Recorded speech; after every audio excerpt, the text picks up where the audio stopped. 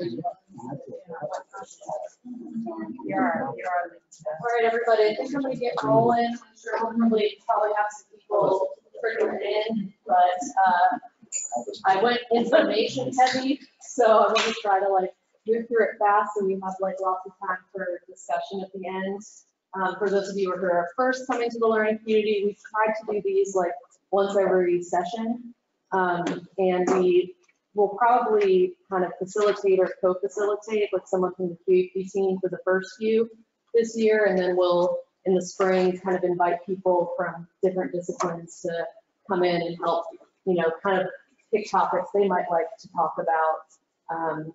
But peer review seems like a pretty central place to start. And I met most of you, but I'll reintroduce myself. I'm Lizzy Carraway. I'm the QEP coordinator. I do a lot of the facilitated in-class peer reviews with the Writing Center. So you probably see my face a lot there. And then, of course, working with Donna and CTL to put on workshops like this. And most of my experience has actually been in writing centers. So about like 4 years of writing center work where I'm really getting to work one-on-one with students or in small groups. And I have taught freshman composition as well, but the majority of my work's been in writing centers. And I'll be teaching English 109 in session 2. The 6-week session's not gonna get me. I'm ready. So I'll kind of get started here, if this will work. Of course, it stops working right when I get going. So I just realized as I was approaching this topic, like, oh, I can't just like delve into strategies for peer review when I don't necessarily know how many people have really like bought into the practice. Like it's a pretty common practice, or very common in rhetoric and composition. It's in every, you know, first year writing class. It's in a lot of creative writing classes, but you know, I can't take for granted that everybody's going to say, yeah, peer review, that's great. So I wanted to kind of take some time at first to talk about why I believe it's a high impact practice and be able to kind of reflect on that a little bit and what we see on the student side that's positive about peer review, and kind of get into some really like hands-on techniques of how you can reinforce, you know, that peer review doesn't just happen in peer review, that you can reinforce it with the way that you kind of structure those in-class assignments or, you know, revision activities to try to make sure that there are those big takeaways happening from the peer review. So the benefits that I see, and there's tons more, so I'll let you guys chime in. Biggest thing is the audience awareness. So students are really used to just writing for their teachers. I find more and more of them say that they've done peer review in high school, which I think is great. I have no idea how that practice is being enacted in high schools, but it really has, it gives students like a broader perspective. And often, you know, you'd think, wow, they would care more about writing a draft for an instructor than for their peers. But I've actually found the opposite, that they really like kind of put more pressure on themselves when they're going to be sharing it with their peers to make sure they've got like something good down on the paper. They know they're going to be sharing it, so it's kind of like, you know, they're in the hot seat a little bit, but they're also learning that, you know, they're not just talking to an instructor and telling the instructor, hey, I learned what you said I was going to learn. They have to think about engaging an audience and having their peers kind of connect to the way they approach the assignment. It encourages drafting and engaging more fully in the writing process in a community of writers. I think it's ideal to get that sense of community, that this classroom is this mini test audience to figure out how your writing impacts others and how you can improve it. Students often say that talking about other students' paper is as helpful or sometimes even more helpful than the feedback they get from other students. When they hear other students talking, or when they talk to other students about those students' papers, that they really have these meta moments of like, well, you did this and I did this, but I really liked how you did that. I might try that. or they think, wow, I couldn't see this when it was in my own paper, because all of us, we get so blind to kind of our habits with writing and thinking, but when you see it in someone else's, you go, oh, okay, I get that now. I can give a good piece of constructive feedback on it. One of the biggest things is confidence and agency in the student writers. I think that sharing their work, we are treating them like writers and not like these novices who don't really know what they're doing yet. We're saying, hey, you're already an expert language user. You are going to write and share that with others, and everyone's going to take your writing seriously.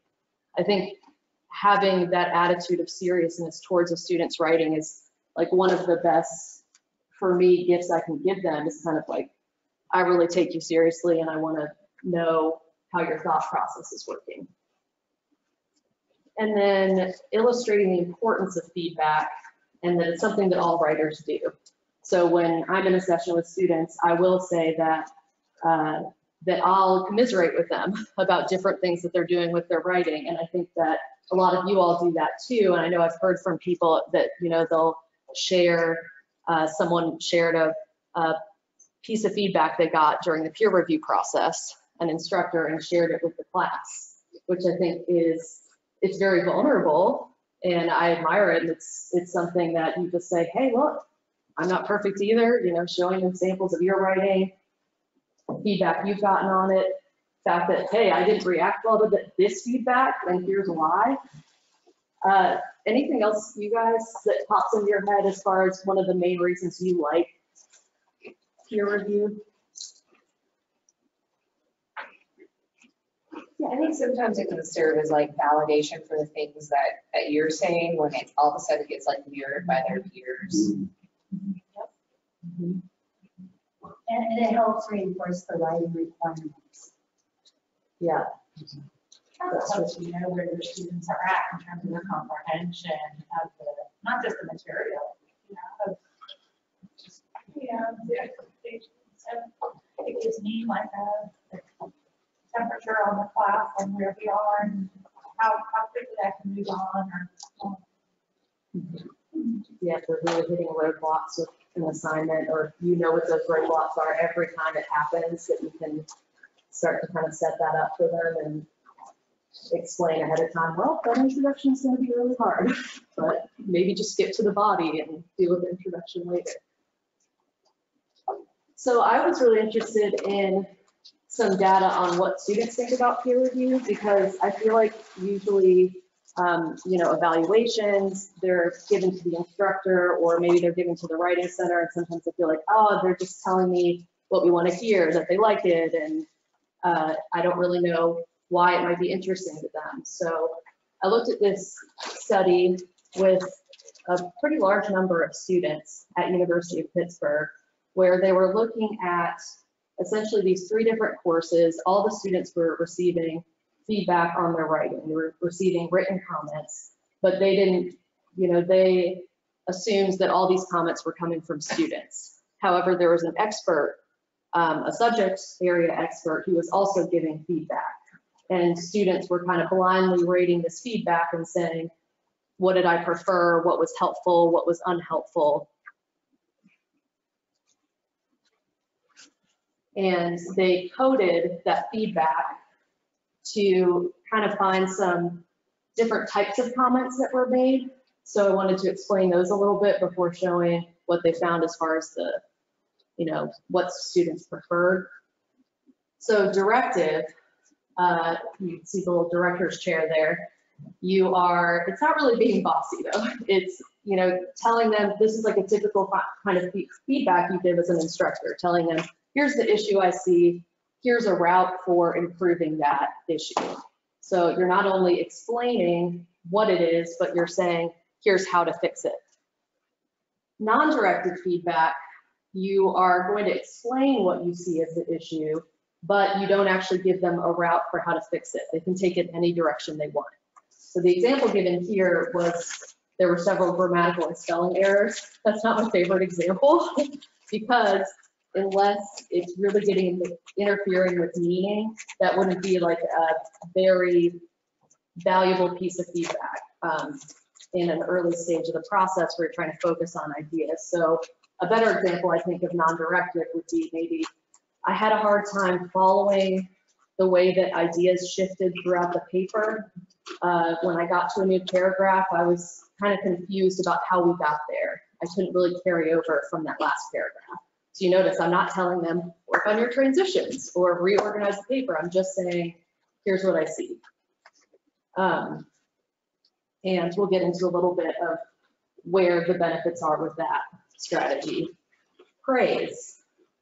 So specific, this example here is a really specific piece of praise, which tends to be the most effective because then they learn what they're doing right in a piece of writing. So, but what I found with preparing this is that, you know, students reacted positively, even if it was just the word good or a check mark. So they're like thirsty for praise. Any sort of praise is awesome. But as far as, you know, making sure that that praise lands in a way that helps them think about revision, I think details are great. And then criticism. So you're really just giving a critical evaluation of the paper and pointing out an undeveloped area, but you aren't giving suggestions. So I think it's more direct in you kind of giving an honest critical opinion, but it's different from directive because you do offer suggestions. And it's different from non-directive because non-directive isn't quite so critical. Non-directive has a little more like hedging going on. And then summary, which can be helpful too. You say, hey, I saw this, this, and this in your paper. Sometimes that's great to hear because is that what you wanted me to see in your paper? Maybe you wanted something totally different out of it and I missed it. And then off task, like, I don't know, that font size was crazy. It's like, all right, let's not spend 5 minutes talking about how to change the fonts. So this shows how those different comments, kind of the volume of those different comments. You can see that for each type, it shows you what the multitude or how many there were for expert, the expert rater, the graduate student rater, and then both undergraduate classes, how those students reacted. So what do you guys notice in this? Undergrads get a lot more specific or critiques, a lot more directives. Undergrads get a lot more directives. Yeah, it seems like everybody kind of is giving mostly directives from this. And the expert level here is like through the roof with directives. And if you follow that expert through the different categories, you can see that they've got some non-directive and praise, and then it kind of. I didn't see that far, sorry. But you're right though, is that even those other, the amount is higher even for all those students. And yeah, it falls off a little bit with criticism and off-task comments. So what they found is that peer feedback was fairly aligned with the expert feedback, but that it was in situations where you weren't really required to have like a level of expertise. So what this kind of made me think of is, like, for example, in Perceptive, which is everyone familiar with Perceptive? So it's within Moodle, it's embedded, and it's a system where you can have students upload their papers and then they anonymously receive other papers that they can then review anonymously. And then based on the rubric that you as the instructor have set up, and then the other students rate, whoever you reviewed rates the helpfulness. So one thing that made me think of with Perceptive is that if the rubric is asking for a lot of like content level analysis from that reviewer, you might find that the accuracy is kind of shifting a little bit because Perceptive will create grades for you. So I thought maybe that's something to reflect on, is that, you know, the rubric might better serve the purpose of grading accurately if it's not something you feel like that student needs to be an expert at. And we know that stuff like critical thinking is like a big barrier. So they, if you target kind of their expert status as writers with that rubric and focus on those writing skills, they might have better accuracy with the feedback. They also found that undergraduates consistently gave high helpfulness ratings to directed feedback and neutral to low ratings to non-directed feedback. That kind of, at first, it hit me in the stomach kind of hard, because with writing center work, it's typically you're saying, yeah, you use directive sometimes, but you want to try to use non-directed whenever possible, because you don't want to take ownership of the paper. You don't want your comments to interfere with the instructor's comments. But at the same time, when I reflected on it, I thought, well, yeah, students like it better when they have a clear path to what they need to do. That makes total sense.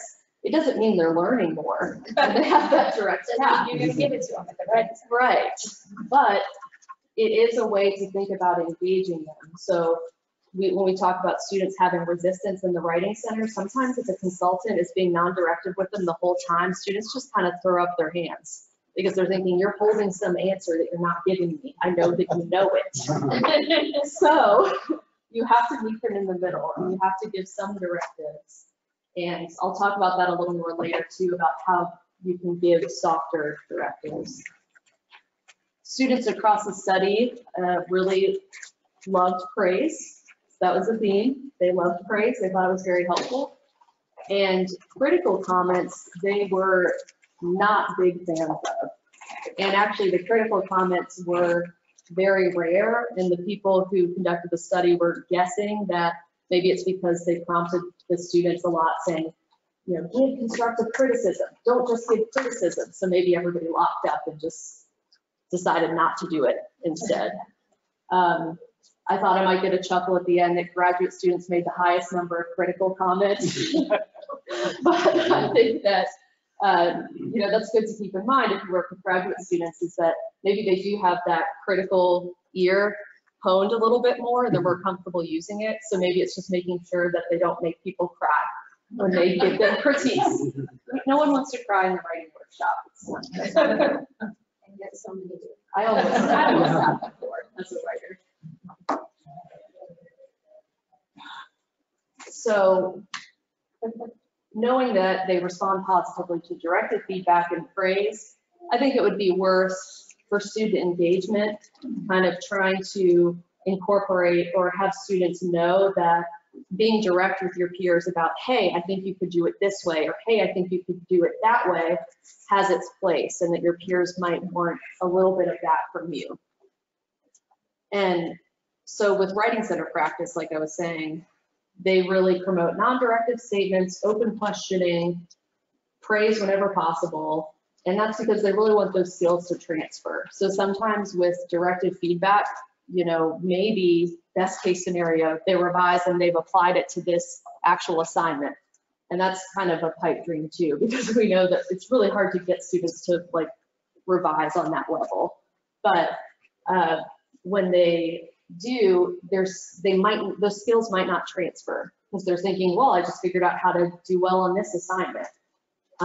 If you had given them a piece of non-directive feedback that was just generally, when you're writing, make sure you have good transitions. Here's how you do transitions. That's something that they could carry. Oh, sorry, that was directive.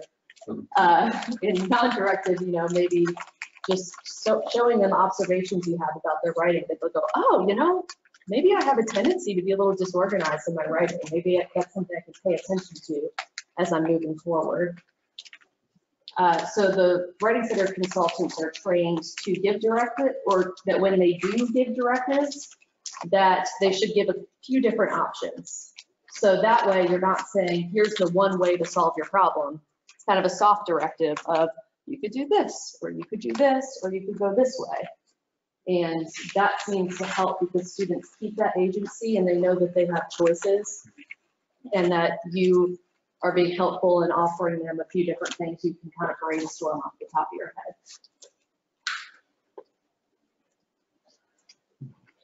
All right, another study, sorry. This one will be quick. So this was a large study too, and students It's 172 first-year students, and they received a sample paper that they read, and then they were given a series of comments. I think it was like a 40-item questionnaire. They're supposed to look at those comments and then rate which ones they preferred. And, you know, there's like a 4-point scale for that, like really preferred, really did not prefer. And those written comments came from 20 different instructors, that it wouldn't be identifiable to the student that, oh, this looks like the comment from the same instructor here. It was just this big pool. So they found with that specificity and clarity were highly valued, while comments seen as unclear, complex, or vague were not received favorably. Students most preferred comments that were presented as advice with thorough explanations, and they liked kind of moderate level of directiveness. They found that helpful. And they were particularly receptive to open questions, which wasn't something in that kind of coding scheme, but I do see open questions as kind of a non-directive method. You're saying, well, what do you see as your thesis in this introduction? You know, you're trying to kind of guide them to something that you're noticing. And a more recent study, I liked this terminology they used, that they found that like mitigated or hedged comments allowed students to, or gave them a little more agency. So when you as the respondee are saying, I found it a bit confusing, instead of I found it confusing, that those two words, a little bit, that little bit of hedging kind of gives you some humility and gives them a little more agency. So, and then saying, can you expand on that? You know, that's considered kind of a hedge too. You're not really directing them to do that. So to summarize all that, I really saw that students are wanting feedback that's encouraging, clear, direct, specific, and solution-oriented.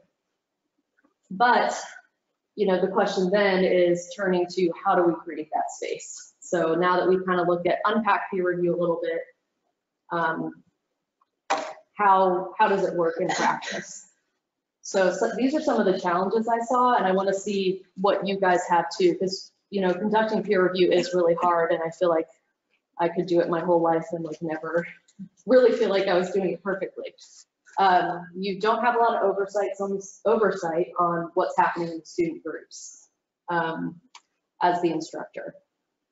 And another thing is that students don't intuitively know how to give thoughtful, detailed feedback. You know, it's not natural. You can't just throw them together and say, hey, you know, talk to each other. Tell each other what you think. It's a skill they really need to practice. And a big thing is resistance to revision. So I think a lot of that is just not understanding what substantial revision means, and maybe understanding it conceptually, but not being able to apply it. And I have a link here to explain it, because I was trying to think of an audience who's not here, but how do you guys define substantial revision with your students? I know it's like a big concept. It involves some evidence that the student has taken comments into consideration, feedback into consideration in a meaningful way. It's a little bit vague, I think. But. So like a meaningful way. So if they just got like spelling, if they corrected some spelling and grammar and a comma here or there, you know, that may have been some of the feedback they got, but it's not really getting to a larger level. When I think of substantive revision, it's usually, you know, I'll talk about the acts that they're doing. It's like adding, deleting, like adding and deleting big pieces of text. And that it doesn't mean you have to rethink the whole paper, but you probably have to rethink your introduction, or you have to rethink both your intro and your conclusion, or think about how you need to, you know, reorganize your paper so that the ideas make more sense. So getting them to see that substantial revision is global issues with the paper, or what we call global issues. So the things that really affect the meaning and the arguments that they're making in the paper. I think also making clear that an A draft isn't an A paper, because sometimes I think if they got like a high grade on their draft, like, oh, now I have to make changes, or, oh, I got a B on this draft, so if I just do a couple of things, then it will be an A. And they're like, no, this was great for a first effort, but this is not great for a final effort. And kind of explain that to them. Yeah, that's really hard. I think when it works best, you start to see the writers using specific feedback in one area and generalizing it to other places that may not be necessarily the focus of feedback. So they're sort of learning from the more micro levels and being able to apply it more broadly. Yeah, definitely.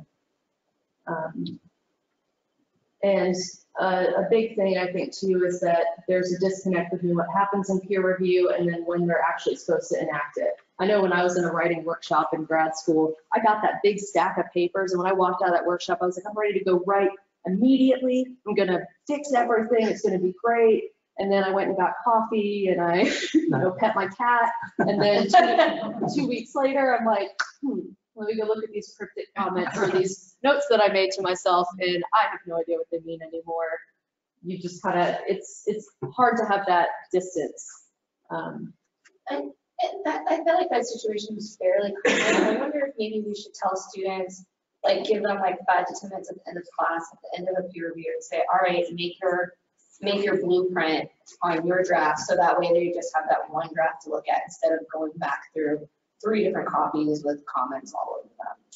Yeah, I think that would be a really good practice. And I think, do you mind sharing what you did that's similar to that recently? Yeah, so last week I had peer review in my class, and had actually 2 days in a row of peer review. So students had to bring in 2 drafts on their way to the final paper. And after the first round of peer review, they were given a worksheet of sorts with revision goals.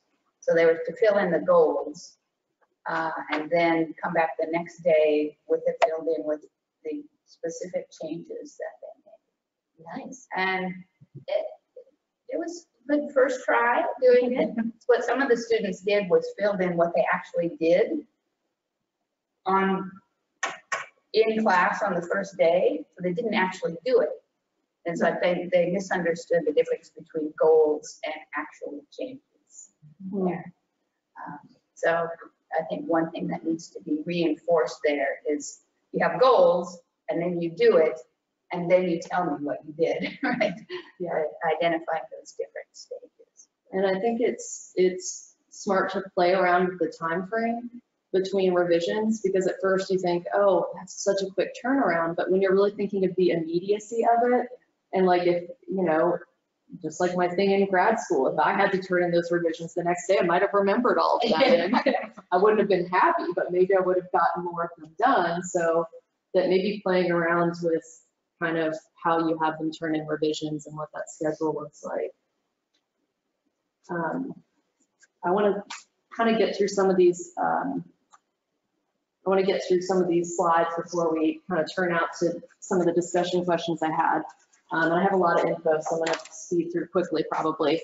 I have some information here on just ways of modeling effective peer responses. So I have a link in that first one to some prompts that are in the student writing handbook. And there's a few that I use a lot. And so it basically has like the name of kind of a strategy, and then it explains what they do when they give feedback using that strategy. So the 3 that I always use when I'm facilitating, and the first 3 in that handbook are positives, questions, hear more about. So first of all, you always start with praise, get them open and kind of connecting in that way. And then questions can start to point out maybe the areas that are confusing in a non-directive way. And then the hear more about is just as a reader. I wanted to hear more about this. Usually with the first draft, there's lots of room for expansion. So I found that one is helpful. But there's several other strategies there too that I think, if students can look at all of the prompts and kind of decide which ones match well with their personality. I think a lot of personality plays into how you give comments. It's kind of hard to force it. You kind of have to do what comes naturally to you, because otherwise it can seem like you're not being genuine, and then the feedback's not received as well. Another is to practice responding to a sample essay as a class. and I'm definitely going to get you to talk about this more later, Laura. And so that sample essay could be a random one you found online, or it could be even your own piece of writing. And of course, I think most of you know that the Writing Center does facilitated peer reviews, but if you haven't done it yet, basically what that means is that a consultant will be with each small group of students, and the consultant will model for those students how they're giving feedback. And the students really pick up on the language quickly. So even though it's like not something that they know automatically, I was saying it's not intuitive, they seem to be really quick studies on it. Like I noticed that students immediately start using the same language the consultant is using, and they get to practice with it immediately. And one thing that the Writing Center really wants to scale up is they do for online classes or even online components of your class, they do embedded Moodle Writing Center consultants. So you could have, Laura's been the pioneer for this, and they said it would be so easy to scale up because it's asynchronous, and anyone who's staffed at the Writing Center desk can go into your discussion board and reply to each of your students. And then as the instructor, you can kind of add your own reply, or you can decide what level of action you want to take. If you want to just kind of look over them and give your attention where it's needed, it just gives more voices, more of like another person with expertise in the room, because the consultants are trained to give feedback in a way that your students are still learning. Creating low stakes assignments so that even in regular discussion board posts, when it's just reflective and it's about homework, if they can practice it in that setting before they're practicing it on this big scary paper they're going to get a grade on, then I think it can help with learning how to give feedback too. And perceptive would be one thing that you could use for modeling. I think if you use your rubric really intentionally, that you can kind of embed some of the language that you would want your students to use if they were talking to each other in a peer review. And again, like I said earlier, I think it's helpful if the things in the rubric are things that the students would feel pretty confident about responding to, that they don't feel like they have to be an expert to do it. And I have a few different, I'm going to kind of breeze through these quickly, but different ways to increase, kind of build more accountability into peer review if you aren't facilitating through the Writing Center. So one way is assigning roles to each student in a small group. So you got the taskmaster who makes sure nobody's like, chasing butterflies. You've got the timekeeper, the reporter, and the reporter could really kind of take notes that then you could, as the instructor, use to maybe grade the group if you wanted to, or if you wanted to just make sure that there was a good conversation happening. For each one, I put affordances and constraints because no one is perfect, no method is perfect. But I think just being aware of what some of the shortcomings are, you can kind of decide what's best for your setting. Peer review worksheets. So there might be some settings where this is really helpful, if you have a really small class, or for me, the big thing is having it done in a way that the students can still have a conversation where they're looking at each other's faces, but then also have time to fill out the worksheets. Yeah. Are there worksheets available? I'm thinking about online teaching. Are there worksheets available that are already created that you could then use as facilitator or as a Yeah. thing? I'll ask the Writing Center about that. I don't think they have that at this point. I used the 3 prompts that you had mentioned via spoken, and I used them last week in my online course. It went over so well. Oh, good. Over so well. The students felt empowered that they had something to speak to, and that just gave them the vehicle to then give that feedback, both positive, question, and whatnot. And I think that maybe I could then build on that, since they're used to peer review, then build on that online course with a worksheet in another way. That would be really wonderful. I'll follow up on that. I know the Writing Center would be happy to create something like that. Usually they kind of follow the instructor's lead with, if the instructor has a specific worksheet they want to use, so they can have, I don't think they've ever created one. They just kind of use their standard practices. So I think that would be great because it's also a template people can use when they're thinking of good worksheet questions. And then the kind of the narrative of progress, like especially if you have students doing portfolios and you have this reflective piece where they're talking about the changes they made in their writing, they're talking about what they learned about writing over the course of the session. And, you know, that's really great for metacognition, for transferable writing skills. I mean, you're giving them an opportunity to think about what did they really learn about writing through these exercises. The biggest tricky part with this is that students may claim to make substantial revisions in the reflection, and then you look at the paper and you go, they're just literally not there. And it seems like this totally bizarre thing. You're like, why are you lying to me? What is happening? But I think that, you know, on the gracious side, that maybe they know how to express what needs work. They've learned enough to understand what needs work, but maybe they don't have the writing skills yet to actually enact it. They can talk about it, but when it comes to putting words on the page, that it's much, much harder. And this is just a sample prompt. And I'll post the PowerPoint on our website, but I like this because it asks them to give specific evidence from papers when they're talking about these different,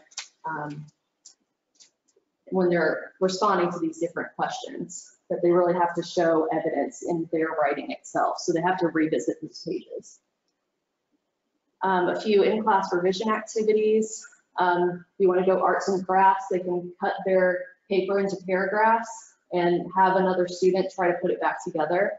And it's kind of fun because they can really find out their conclusions, actually their introduction, which I swear happens half the time. But that can be fun too, or if you want to do even sentences, if it's the introduction and it's tactile, so it's something a little different.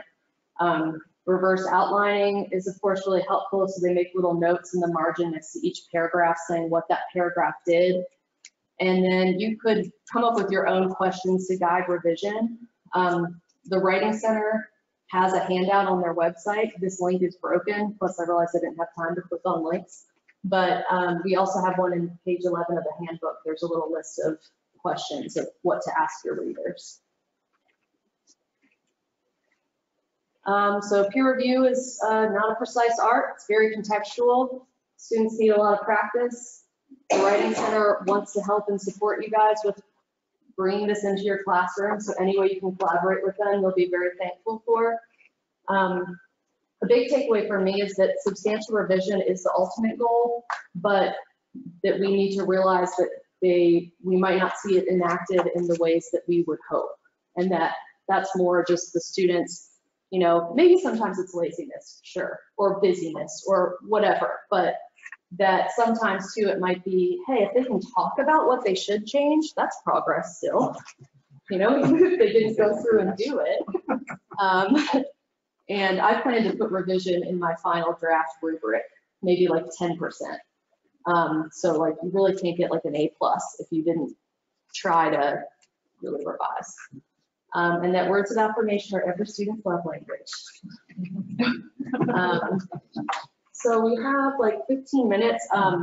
These are some questions I had, but we can also just kind of open it up if you have comments about other stuff. I was kind of curious if anyone had like, wanted to talk about your disposition towards peer review and how it's changed, or maybe something in this PowerPoint kind of reminded you of things you've tried or things you've tried that I haven't mentioned that you're going to share.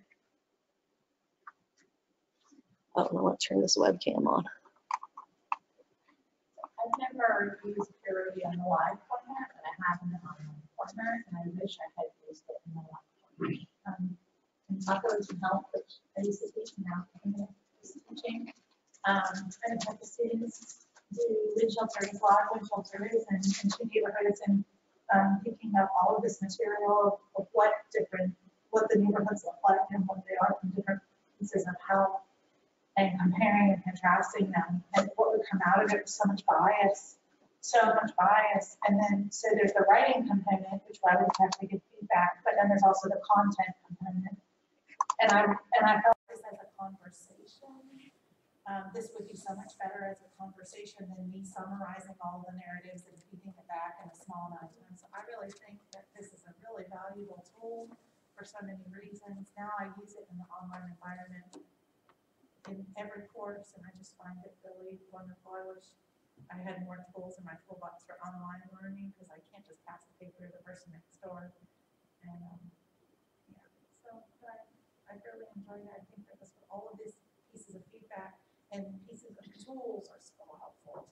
So helpful. I've used your 3 prompts, like I said, and realizing within my own skill set what is directive, non-directive praise, and I lead with praise. Have to sometimes balance putting in those concrete tools. I think it's really great.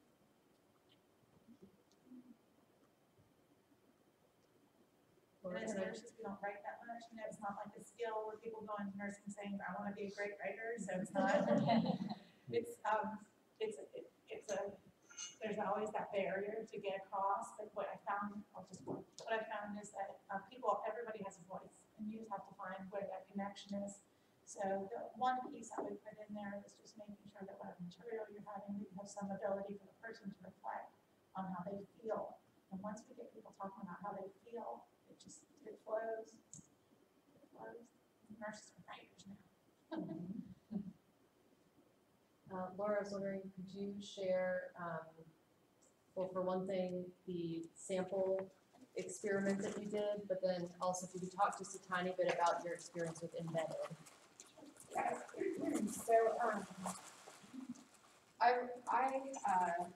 about 10 years ago, decided to try modeling peer workshops, which are a little bit different than peer review in that instead of small groups, it's the whole class discussing one piece of writing together by actually doing the assignment myself and then having the students respond to my paper. Which went okay. But I found that they weren't very open to giving me feedback on my paper. So because we have a really fantastic group of people working in the Writing Center now, I was telling them about that. They got really excited. And so they were like, what if we all do this? So they came to my class 2 weeks ago, and I have this assignment where the students have to write what I call your personal identity playlist narrative and analysis. So they have to tell their life story through a playlist of songs. And so I and Charles Maynard, who directs the Writing Center, and Abby Lemon, who is I don't know what her actual name is, but sort of the coordinator right now. Yeah. And Leah Cover, who is the instruction librarian, we each wrote the playlist essay, and then we workshopped each other's papers.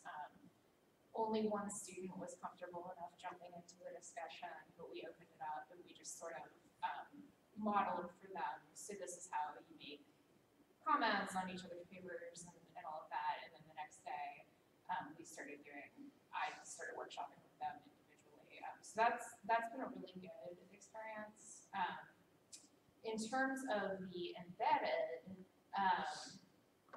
this is something that I had started developing about 10 years ago at U of L and brought with me here.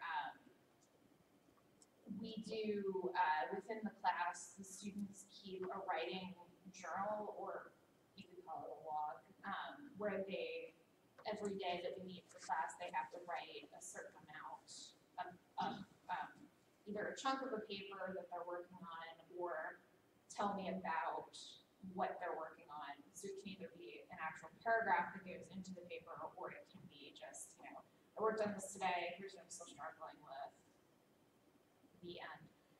And then they post that to a Moodle discussion forum, and I comment to everybody at least once a week. They're required to comment to other people every week. Somebody from the Writing Center comments, and then depending on whether it's English 109, which is less research oriented, or English 110, which is more research oriented, Leah will also comment. She's been really active in my classes, but that experience I think has been really good. The students will complain about it.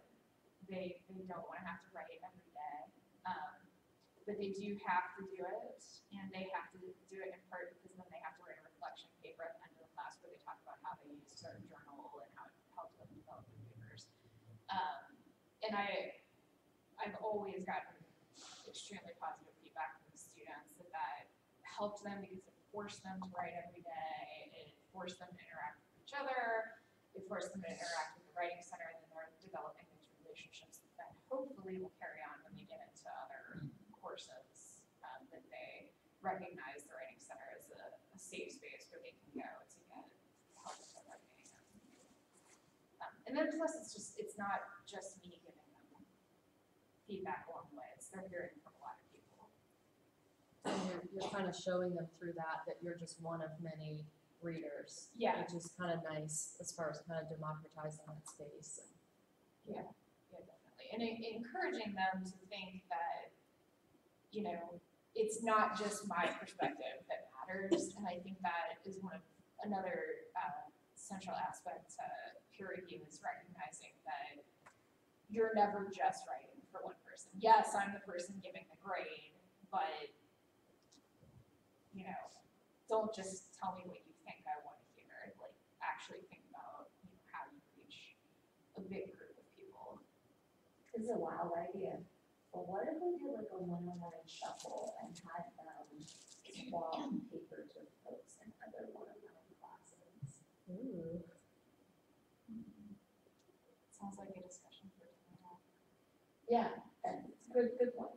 I will bring this idea up at the first year, right? Because then they expose like different paper topics that they're reading, because we're always telling them, don't just assume because I'm in this classroom that you can write this paper, like the person has to be independent of this exercise and has to understand your paper, blah, blah. So if we shuffle among the 109s and they're giving feedback on a paper that they did not receive a thought for and had not written in their class. Oh, But it should be at like the same it has to quality stand level. on its own. Yeah, they might get some more interesting feedback. And they might be less shy about the type of feedback they're giving to, because it's not the person sitting next to them. But I mean, it sounds fun. So anyone else like have reflections on peer review that you want to share, or like gripes, frustrations? Well, I was thinking about, we do a lot of peer review on presentations in the class, not just writing. Of course, they have to have written something in order to present it, but one of the things I realized in listening to this is I have always given students the rubric that I use when I'm assessing, and I think that sometimes limits. I did that because I thought it would be easier for them to have that rubric and kind of check things off and then have some space for comments. But I think that probably I need to give them some different prompts for the kinds of review that they're doing with those presentations. So that was sort of the aha I had while I was listening to this, that probably I'm being too directive in the kind of feedback that I'm asking them to give each other. Interesting. One thing that I haven't figured out is the anonymity, right? So there's that feeling of not wanting to give feedback to someone that they know, or that people are self-conscious of who's gonna read my work or whatnot. So online, it was a headache and a half. I mentioned it yesterday that I didn't use Perceptive this last week. So I assigned all my students student numbers. I have 17 students right now, so I assigned them all student numbers, and then I received their papers through Moodle, and then I randomly sent out 2 student number papers to the students so that they did not know who they were reviewing, and then could then provide feedback. And unfortunately, I wasn't able to give the feedback back to students. It was more or less, a practice in getting feedback, because we're in the early writing stages of trying to get people to give feedback, which is a hard thing. But I don't know if you've encountered that in terms of the students really being hesitant because they know who's gonna, that someone in that classroom will read their work. I like the idea from you guys in terms of, not taking that burden off in the online environment. If there's anyone who has suggestion other than Perceptive, which provides that anonymity, but also provides that vehicle to provide peer review. Yeah, I know that Canvas is supposed to have one. Donna's gonna be experimenting with Canvas. She's in the pilot. So Yes, but I have we're not gonna gotten to see that how point in that my training works. yet. So I don't- I don't think it doesn't do the algorithm with grading that Perceptive does. But for me, the biggest barrier with considering like Perceptive for myself would be that for me, the ideas of students grading each other felt a little too much like they were having to play instructor. And that kind of didn't sit well with me. Right. And, like I said earlier, I think there's a way to do it as far as having really thoughtful rubrics. But I think another option is you can use Perceptive without having them actually rate each other. I think you could use it just to have them give comments. Yeah.